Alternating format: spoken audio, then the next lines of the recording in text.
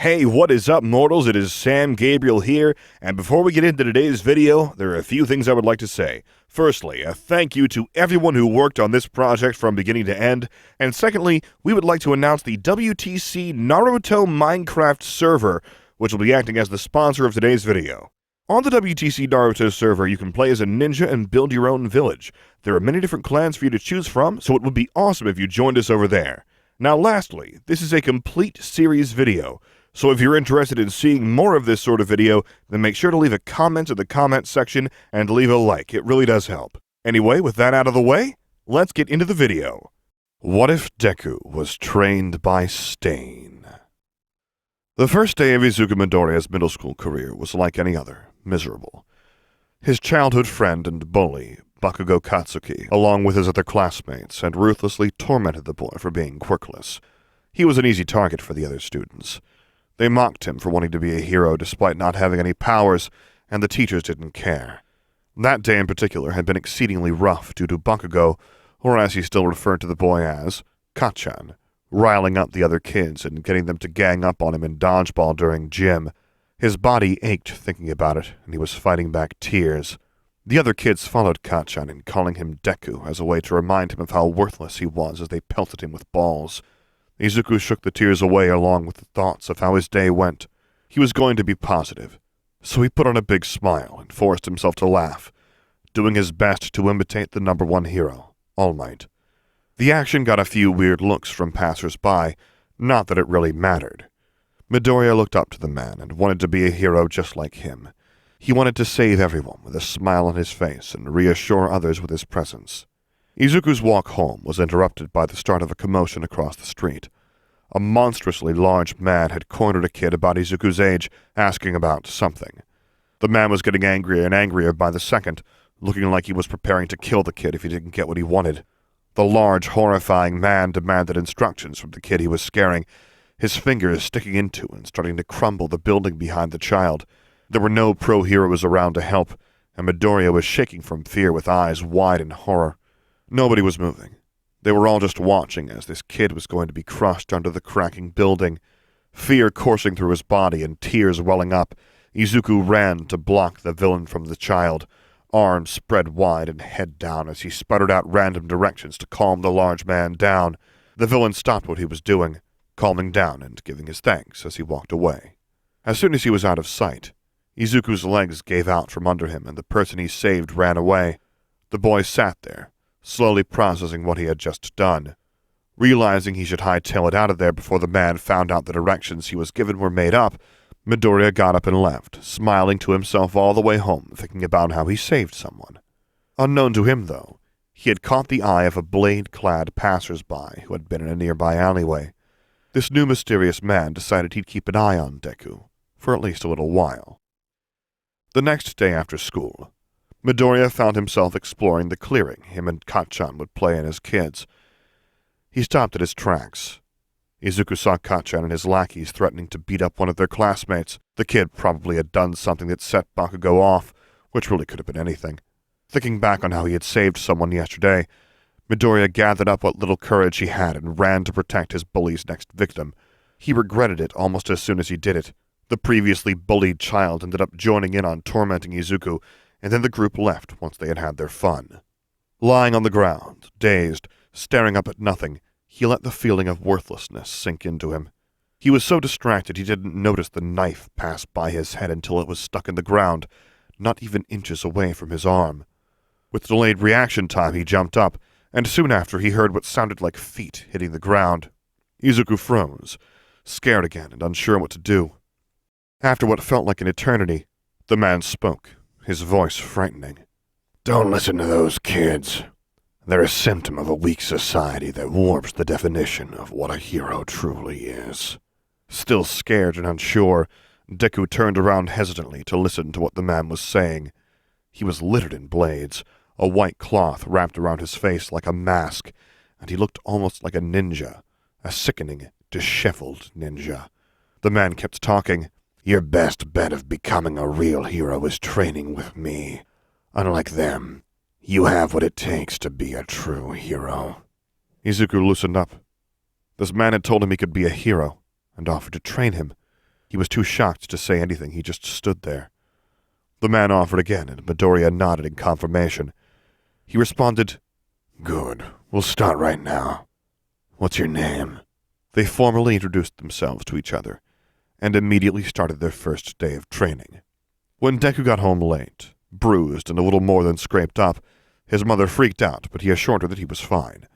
Midoriya told her that he had decided to start training in the woods a bit, and had fallen a few times. It wasn't a complete lie, he was just omitting the details of the harsh hand-to-hand combat training his new mentor, Stain, put him through. She didn't believe him, but knew by now to leave well enough alone. Their night went on like normal. The next day after school, he met up with Stain at the same spot as last time. Eventually, the harsh training became a regular routine. Every day at the same time, they would have an all-out sparring session and critique.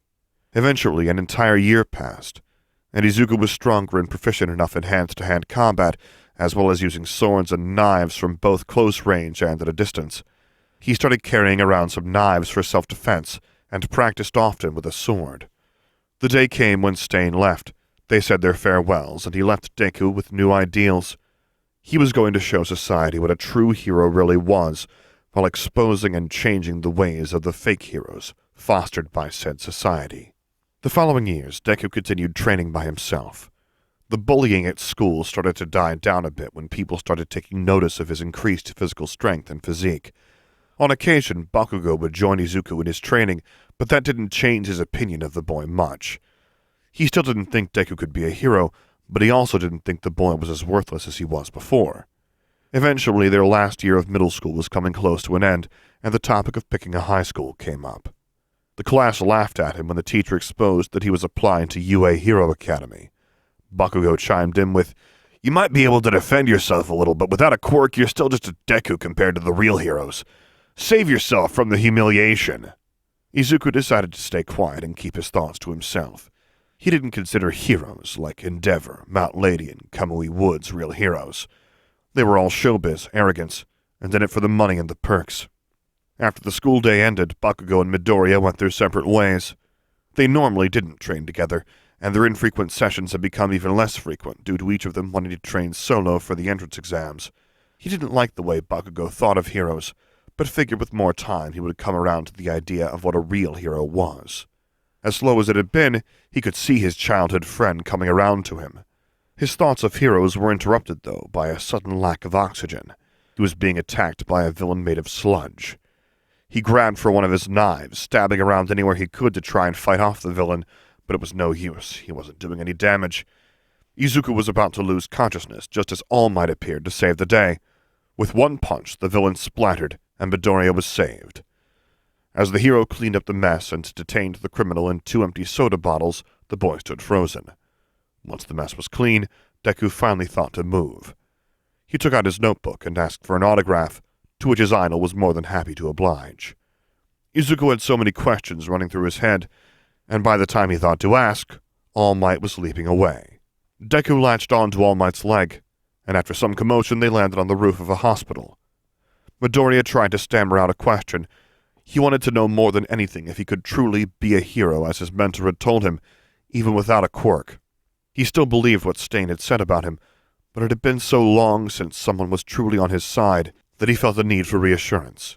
He closed his eyes, gathering up all his courage, and asked the hero if his mentor was right, and that he could become a great hero even without a quirk.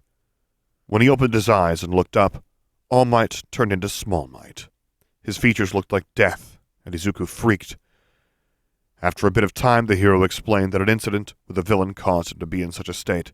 All Might told Deku that whoever had said he could become a hero had given him false hope, and that he would die before he'd be able to save anyone. He left the boy alone on the roof, and they both went about their separate ways. Izuku felt conflicted as he walked home.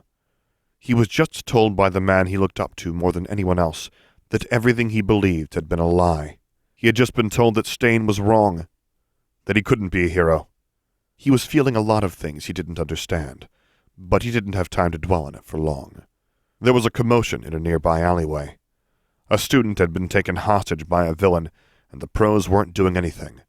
When Izuku saw the situation for himself, his stomach dropped. Kacchan was struggling against the sludge villain All Might had previously apprehended. It didn't take long for him to realize that the villain must have escaped when he grabbed onto All Might's leg. In that moment, he didn't care what All Might said. He didn't care if he could be a hero or not. What he did care about was that the closest thing to a friend he had was in danger. It was his fault, and the pros refused to do anything. He pushed through the crowd of people, letting instinct take over. As he ran at the villain, he threw one of his knives into its eye, blinding it and putting it through immense pain.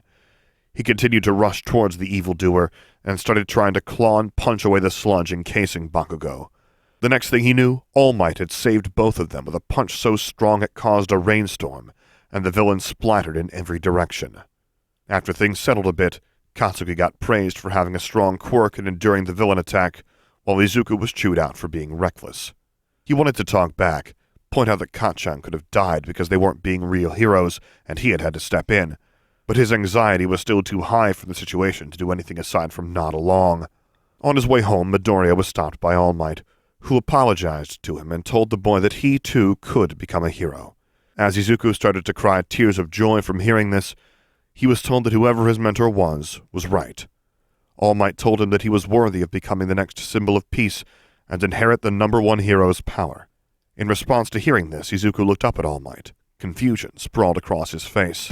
Thank you all for sticking around, and I hope that you enjoyed. Before you leave, we would just like to let you know that We the Celestials has many other channels for your entertainment and viewing purposes. All the information you'll need is right below here in the description, so feel free to check out all the other incredible projects our team creates. Secondly, on behalf of We the Celestials, I'd like to thank everyone involved in the production of today's awesome content. Their details will be in the description below. That's all for today's video, so goodbye and have a divine day.